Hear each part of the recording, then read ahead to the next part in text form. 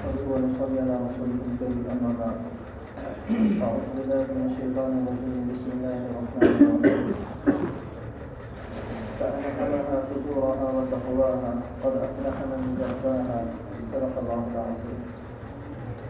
محترم بزرگ اور دوستو، اللہ تبارک و تعالیٰ نے ہر چیز میں ایک نسبت پیدا کی ہے، جیسے دل میں اور نفس میں اللہ تبارک و تعالیٰ نے ایک مناسبت اور ایک جوڑ پیدا کیا ہے کہ اگر آدمی کو اپنی اصلاح کرنی ہے تو دل کو صحیح کر لے تو نفس صحیح ہو جائے گا، نفس کو صحیح کر لے. نفس کو صحیح کرنے کا مطلب کیا ہے؟ نفس کو صحیح کرنے کا مطلب یہ ہے کہ نفس کو شریعت کی لگام پہنا دے، اس کو شریعت کے مطابق زندگی ڈھالنے والا بنا دے. اور دل کو صحیح کرنے کا مطلب کیا ہے؟ دل کے اندر اللہ تبارک و تعالیٰ کی محبت کو بھر دے. دو ہی چیزیں ہیں اصلاح کرنے کی، اور ہمارے اکابرین اس کو مراقبے سے شروع کرتے ہیں. وہ مراقبہ کرتے ہیں، ذکر کراتے ہیں، وہ دل کی اصلاح سے شروع کرتے ہیں جو نفس پہ جا کر کے ختم ہوتی ہے. یعنی دل کے اندر اللہ تبارک و تعالیٰ کی محبت کو پیدا کر دیں، بھر جائیں محبت سے دل. تو جب جس آدمی سے جو آدمی بے انتہا محبت کرتا ہو تو پھر وہ جو چاہتا ہے وہی کرتا ہے، پھر وہ اس کے حکم پہ مطیع بن کر کے چلتا ہے. اور اگر یہ کہ دل کے اندر محبت نہیں بڑھ سکتا تو پھر مجاہدہ کرے. پہلے لوگ مجاہدہ کیا کرتے تھے، 20 دن ستو کھا کر کے گزار دیا کرتے تھے. پہلے 20 دن صرف ستو کھا کرتے تھے. امام بخاری رحمۃ اللہ علیہ فرماتے ہیں کہ میں 5 سے 7 بادام کھا کر کے 24 گھنٹے گزار دیا کرتا تھا. اور یہ پتہ کب چلا؟ پتہ چلا جب وہ بیمار ہو گئے. طبیب نے ان کا جب چیک اپ کیا تو ان کو کہا کہ انہوں نے تو مرچ کھائی نہیں. تو ان سے پوچھا گیا، انہوں نے کہا کہ میں 5 سے 7 بادام کھا کر کے پورا دن گزار دیتا. اور کتنے سالوں تک ایسے گزارا؟ 18 سال. صرف 5 سے 7 بادام کھائے اور 18 سال گزارے امام بخاری رحمۃ اللہ علیہ. عبداللہ راضی شیرانی رحمۃ اللہ علیہ فرماتے ہیں کہ ہمارے زمانے میں لوگ اتنا کم کھایا کرتے تھے کہ وہ لیٹرین کیا کرتے تھے ہفتے میں، کوئی کیا کرتا تھا 15 دن میں، اور وہ اتنا کم کھاتے تھے کہ ان کی لیٹرین ان کی بکریوں کی مینگنی جیسی ہوا کرتی تھی. وہ خود فرماتے ہیں کہ ایک مرتبہ میرا معمول یہ ہو گیا کہ 24 گھنٹے میں ایک مرتبہ مجھے بیت الخلاء جانا پڑتا تھا. کل میری والدہ نے طبیب کو دکھایا ہے، اس کا پیٹ خراب ہو گیا، 24 گھنٹے میں ایک مرتبہ جا رہا ہے. ہمارا حال کیا ہے؟ بیت اللہ جاتے ہیں 5 مرتبہ اور بیت الخلاء جاتے ہیں 10 مرتبہ. ہمارا حال یہ ہے کیونکہ ہم کھاتے اتنا ہے. کم کھانے والا آدمی بیمار نہیں ہوتا، ہمیشہ زیادہ کھانے والا آدمی بیمار ہوتا ہے. اللہ کے نبی صلی اللہ تعالیٰ علیہ وسلم کا اصول یہ ہے کہ جب بہت تیز بھوک لگے تب آدھا پیٹ کھانا کھاؤ. کھانا کھا کے آئے ہیں، ہمیں کوئی کہہ دے کہ آؤ کھانا کھا لو تو ہم دوبارہ سے شروع ہو جائیں، اس لیے ہمارے پیٹ خراب ہے. تو ترتیب یہ ہے، ہماری جو محنت ہے، ہمارا جو صلاحیت اور جو محنت اور جو کوشش لگی ہے وہ صرف کمانے اور کھانے تک محدود ہے. اس سے اوپر نہ ہم سوچتے ہیں نہ اس سے اوپر ہم کرتے ہیں، جس کی وجہ سے ہماری صحت بھی خراب ہے اور جس کی وجہ سے ہمارے ذہن بھی خراب ہے، ہمارے ذہن بھی کام نہیں کرتے. مسلمان آج ساری دنیا میں پریشان کیوں ہیں؟ سب سے بڑی وجہ مسلمانوں کی پریشان ہونے کی جب بہت ساری ہے، ان میں سے ایک یہ ہے کہ ہمدردی نہیں ہے. پڑوسی کے ساتھ کیا ہو رہا؟ پڑوسی کو چھوڑیے، اپنے سگے بھائی کے ساتھ، اپنے خون کے رشتے کے بھائی کے ساتھ کیا ہو رہا ہے ہمیں اس کی پرواہ نہیں ہوتی.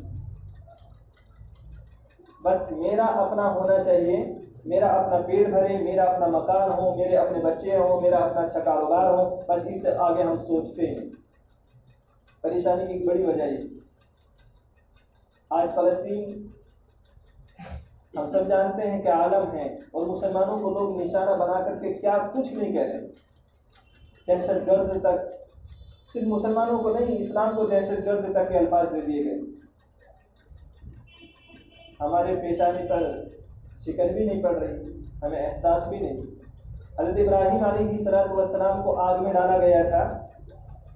ایک پرندہ چونچ میں پانی لا کر کے ڈال رہا ہے آگ بجھانے کے لیے، اور آگ کا عالم کیا تھا؟ آگ آسمان کو چھو رہی تھی. اوپر سے اگر پرندہ بھی گزرتا تھا تو جل کر کے اس کے اندر گر جایا کرتا تھا، اتنی تیز آگ تھی. اس پرندے سے پوچھا کہ تیری اس چونچ میں پانی ڈالنے سے اس کی آگ بجھے گی؟ اس نے کہا کہ مجھے بھی معلوم ہے نہیں بجھے گی، لیکن کل قیامت کے جب میرا رب مجھ سے کہے گا کہ ابراہیم کو آگ میں ڈالا گیا تھا، تو نے کیا کیا؟ کہا میں کہہ دوں گا کہ میں نے کوشش کی تھی، جو میرے بساط میں تھا میں نے اتنی کوشش کی تھی کہ چونچ میں پانی لا کر کے اس کے اندر ڈالا. ہم نے کیا کوشش کی ہے؟ میں نے آپ نے کیا کوشش کی؟ فلسطین کے بارے میں بیت المقدس قبلہ اول ہے مسلمانوں کا، جس کو مسلمان جانتے ہیں. اللہ کے نبی صلی اللہ علیہ وسلم نے ارشاد فرمایا 3 جگہ ایسی ہیں اگر آپ کو سفر کرنا ہے تو صرف 3 جگہوں کے لیے سفر کر سکتے ہو. بیت اللہ ہے، روضہ اقدس ہے اور بیت المقدس ہے. ان کے علاوہ 3 جگہوں کے علاوہ کہیں سفر نہیں کر سکتے آپ.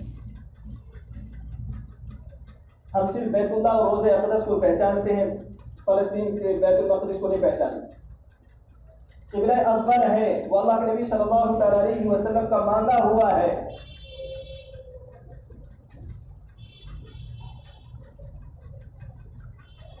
خلیفہ عمر رضی اللہ تعالیٰ عنہ نے فوج بھیجی بیت المقدس کو فتح کرنے کے لیے.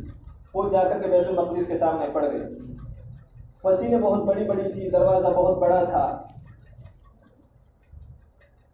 محاصرہ کر لیا، محاصرہ لمبا ہو گیا. جو یہودی تھے ان کے جو عالم لوگ تھے وہ اوپر چڑھے اور فسیلوں سے جو دریچے تھے اس میں سے جھانک کر کے بولا کہ اگر تم ساری زندگی بھی یہاں محاصرہ کرتے رہے، مسلمانوں کو کہا اگر ساری زندگی بھی تم یہاں محاصرہ کرتے رہے تو تم ہم سے بیت المقدس کو فتح نہیں کر سکتے. کہاں یہ بیت المقدس مسلمان فتح کریں گے، کہ یہ ہماری کتابوں میں لکھا ہے کہ لیکن وہ ایک فقیر بادشاہ ہوگا کہ وہ آ کر کے اس کو فتح کرے گا. تو ان کو بلاؤ تو فتح ہو سکتا ہے، کہ محاصرہ کر کے تم بیت المقدس کو فتح نہیں کر سکتے. حضرت عمر فاروق رضی اللہ تعالیٰ عنہ نے کمانڈروں کو بھیجا تھا، خود تشریف نہیں لے گئے. حضرت عمر فاروق رضی اللہ تعالیٰ عنہ کو خبر پہنچائی گئی. حضرت عمر فاروق رضی اللہ تعالیٰ عنہ چلے ہیں مدینے سے. اپنے ساتھ ایک غلام کو لے کر کے مشورہ کیا گیا کہ کیسے جائیں. کہ آپ جا رہے ہیں یہودیوں کے پاس تو آپ کے پاس اچھا لباس ہونا چاہیے. اچھا لباس پہنا، اندر گئے، پہن کر کے باہر آئے اور پھر اندر گئے. جا کر کے اپنا جو پرانا لباس تھا جس پر پیوند تھے، قریب 14 یا 12 پیوند لگے ہوئے تھے، اپنا وہ لباس پہن کر کے آئے تاکہ مجھے اس میں میری طبیعت گوارا نہیں کر رہی، اس لیے میں نیا لباس نہیں، جو میرا لباس ہے اسی میں پہن کر کے جاؤں. اور کہا کہ میرے ساتھ جو ان کے غلام تھا کا غلام میرے ساتھ چلے گا، اور اس میں باری مقرر کر لی کہ 1 کلومیٹر میں پیدل چلوں گا تو یہ سوار ہوں گے، میں سوار ہوں گا تو یہ پیدل چلیں گے، اونٹنی کی نکیل پکڑ کر کے چلیں گے. گھوڑے کو اختیار نہیں کیا. اور جب وہاں پہنچے بیت المقدس کے پاس سفر طے کر کے، تو جو اونٹنی پر سوار تھے غلام اور حضرت عمر فاروق رضی اللہ تعالیٰ عنہ امیر المومنین ہیں، وقت کے بادشاہ ہے، ان کے ہاتھ میں لگام ہے اونٹنی کو اور پکڑ کر کے چل رہے. یہودیوں کے عالموں نے کہا کہ یہ بتاؤ ان میں سے بادشاہ کون ہے، امیر کون ہے، تاکہ جو اونٹنی پر بیٹھے ہیں وہ. مسلمانوں نے کہا کہ نہیں وہ نہیں ہے. مسلمانوں کو اس میں تھوڑا شرمندگی محسوس ہو رہی تھی کہ ہمارے خلیفہ دوسروں پر کیا اثر پڑے گا. ہم بھی کہتے ہیں کہ دوسروں پر رعب پڑنا چاہیے. رعب ہماری ٹھاٹ باٹ کا نہیں، سنتوں کا پڑتا ہے. ہمارے کھانے کا، پہننے کا، ہمارے چلنے کا، اس کا اثر نہیں پڑا کرتا لوگوں پر. لوگوں پر اثر پڑتا ہے سنتوں کا. ہم سوچتے رہیں کہ ہمارے کپڑے ایسے ہوں گے تو لوگوں پر اثر پڑے گا، ایسے ہوں گے تو اثر نہیں پڑے گا. نہیں پڑے گا. یہ میری آپ کی سوچ ہو سکتی ہے، لیکن لوگوں کے دل متاثر نہیں ہو سکتے. لوگوں کے دل متاثر ہوں گے تو صرف اور صرف اس چیز سے کہ آپ کی زندگی میں نبی علیہ الصلوۃ والسلام کا طریقہ کتنا ہے. اس سے دلوں کے اوپر اثر پڑے گا. تو مسلمانوں نے کہا کہ جو اونٹنی کے اوپر بیٹھے ہیں وہ ہمارے بادشاہ نہیں، بلکہ جو نکیل پکڑ کر کے آ رہی ہیں ہمارے بادشاہ ہیں، یہ ہمارے امیر ہیں. جب وہ اور قریب آئے اور قریب آ کر کے دیکھا کہ ان کے کپڑوں پر جو پیون تھے ان کو بھینا گیا باقاعدہ، چونکہ کتابوں کے اندر ان کا حلیہ بیان کیا گیا تھا کہ جب وہ بیت المقدس فتح کر کے آئیں گے تو وہ نکیل پکڑ کر کے ہوں گے، بادشاہ نکیل پکڑ کر کے چل رہا